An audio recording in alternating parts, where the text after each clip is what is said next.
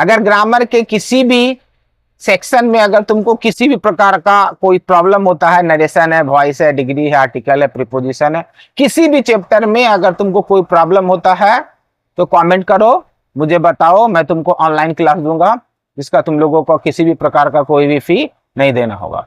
एक कमेंट और online class शुरू।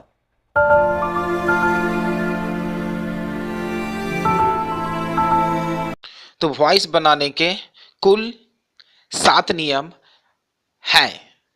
वो 7 नियम इस प्रकार से हैं। ये रहे वो 7 नियम। इन 7 नियम को हमें याद करना है। तो चलिए बनाना शुरू करते हैं। सबसे पहले बुक, जैसा मैंने नाम बताया किताब का, ऑक्सफोर्ड करंट इंग्लिश ग्रामर। ये बुक अगर आपके पास है तो बढ़िया, नहीं तो आप मार्केट से जाके खरीद लें। उसके बाद आपको वॉइस बनाने में सुविधा होगी। तो हम लोग एक्सरसाइज निकालेंगे 55। एक्सरसाइज 55 से इस बुक में वॉइस स्टार्ट है। अगर आपके पास पुराना बुक हो तो हो सकता है पेज नंबर का अंतर हो या एक्सरसाइज का अंतर हो। अब मैं 12 का बता रहा हूं। 12 नंबर का वाक्य ये रहा, I am eating a mango. फिर से रूल नंबर 1 में आते हैं। रूल नंबर 1, ऑब्जेक्ट को सब्जेक्ट बनाकर लिखते हैं।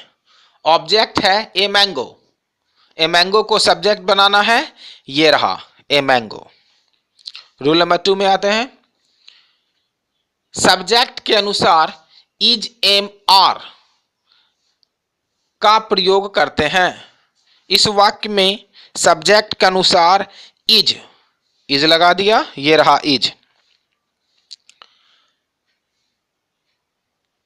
रूल नंबर 3, यदि वाक्य में पहले से इज एम आर हो तो बीइंग का प्रयोग करते हैं।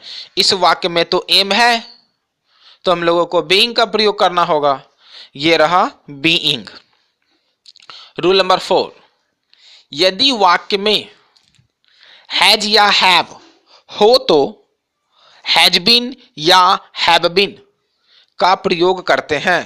इस वाक्य में हैज या हैव तो है नहीं, तो हैज बीन या हैव बीन का प्रयोग नहीं करना है। आगे बढ़ते हैं, अगले रूल्स में आते हैं। फिर वर्ब के तीसरे रूप का प्रयोग करते हैं। हमारा वर्ब है इट, इट का V3 होता है ईटन, ये रहा ईटन। अगले रूल्स में आते हैं। रूल नंबर 6, फिर बाय का प्रयोग करते हैं, ये रहा बाय। रूल नंबर 7, ये रहा सब्जेक्ट को ऑब्जेक्ट बनाकर लिखते हैं, ये रहा सब्जेक्ट आई, इसको ऑब्जेक्ट बनाएंगे मी, ये रहा मी। वाक्य कंप्लीट। मैंने एक्सरसाइज 55 के 12 नंबर का वाक्य लिया है। इसी नियम के आधार पर आप जो है 12 का तो मैंने बता दिया, टोटल ये जो है 21 तक बन जाएगा इसी नियम के आधार पर।